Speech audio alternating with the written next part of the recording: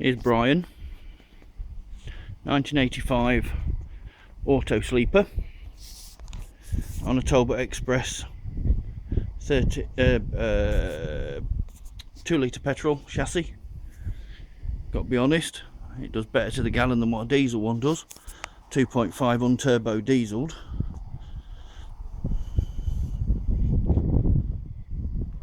At the back we've got the stainless ladder,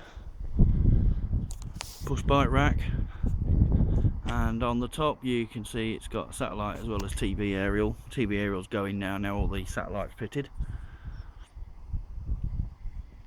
She's in, saying it's 30 years old. She's in good nick. So I'll just run through with you. That's the water fill up for fresh water. Toilet for the cassette to pull out. Come round this side, you've got the electric hookup, venting for the cooker, and down there is the gas. I've gone flow gas because then all you've got to do is go to a petrol pump and fill your gas up. So much easier and more to the point, a lot cheaper. Construction of the back is full fiberglass. The door's quite heavy, good weighty door. Let's go inside. Oh, right, all the shutters are down because it's really sunny outside and I don't want stuff to go dull. Satellite outside, so we've got the TV and satellite receiver there.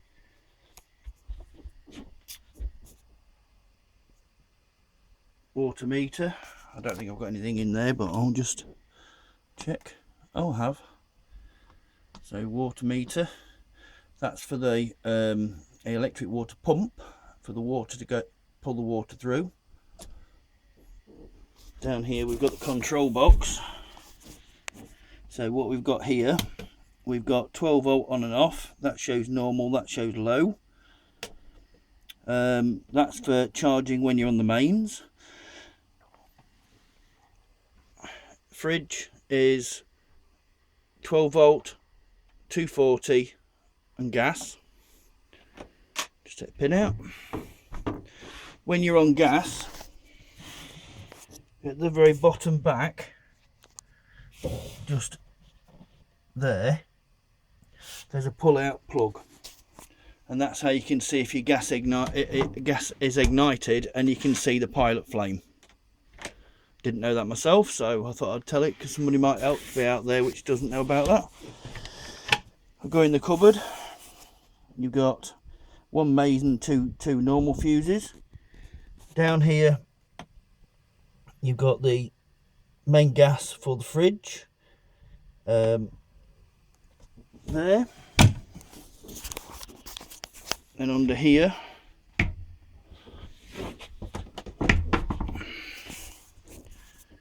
you've got the sink. Under here, let's put the pin down, there we go.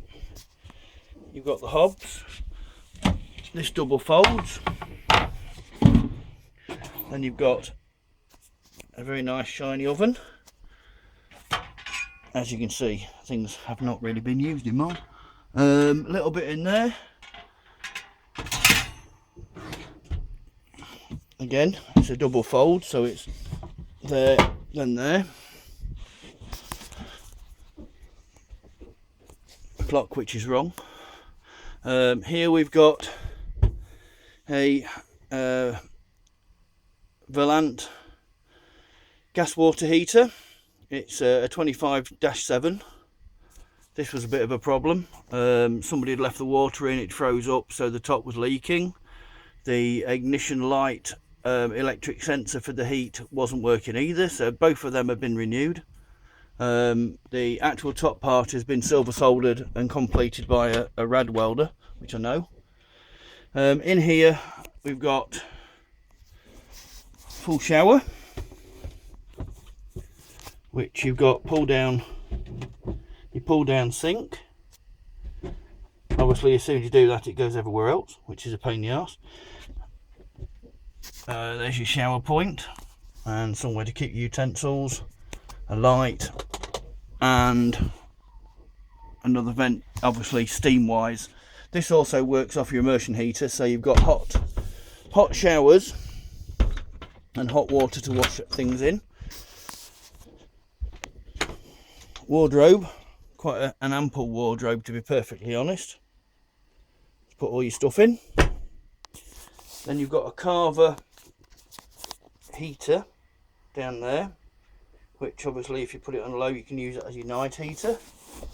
And then over here you've also got your Carver gas heater, your gas slope fan and all your fan assisted. Two more 240s there. Obviously you've got cupboard and storage all the way along both sides. What it also came with was some cups and plates, and in here I use it as a bit of a junk cupboard, but it's got glasses, an egg cup, tie straps and a compass. The compass is for setting the satellite dish up 28.8 degrees. Up here we've got basically it's big enough as a double bed, saves putting the beds down. At the front you can see there's two more cubby holes, another vent and another light. So we've got the nice 80s lights going round. They're all 12 volt. Also we've got ones under here which they're 12 volts as well. Standard Talbot dash. Like I say, it's 2 litre petrol.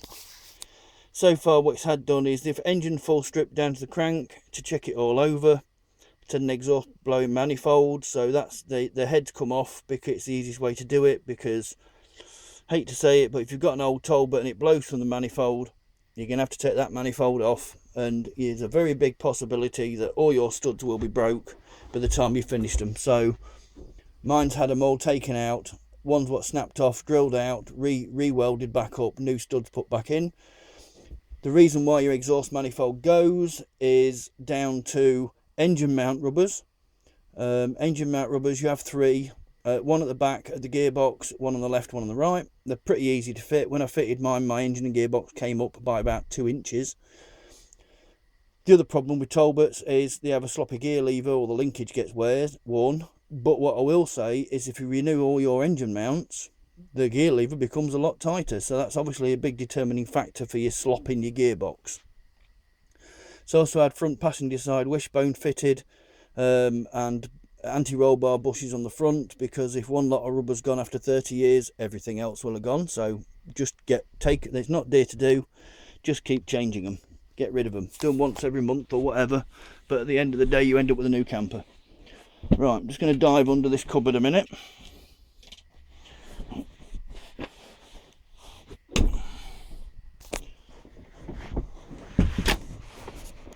Put that there. Right, under here, what we've got under here is one 10 amp battery, which is a lovely cozy fit, as you can see. There we've got a 600 watt inverter, and down there at the bottom is the swap over switch. So what that does, that picks up the higher ampage from your alternator, and when you're driving down the road it allows the voltage to pass through, which charges your battery, which means when you get there you've got a fully charged battery which you can use with the inverter. So you don't need a 240 switch kit at a campsite, it's just a case of turn it on. That's wired. I've took 2 lines from the battery from the front to the actual battery, but there's also 2 what goes off to the charging touring kit in the Zig box. So if you are parked up somewhere and you have got 240, well, if you click over the Zig box, what that'll do, it won't just charge your battery, it'll also charge the cab batteries. That's also fused in line, so you can turn the 12 volt on from the Zig box, which if you do that while you're travelling, that'll also charge your leisure battery. I can get about 28 hours constantly on my 240 on that 110 amp battery, which is obviously a massive godsend. So that's about it really. It's got 76,000 on it, which I've got to be honest, for a 2 litre petrol does bugger all. That's not too bad.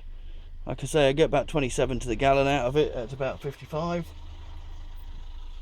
So all the snails on the front are all named.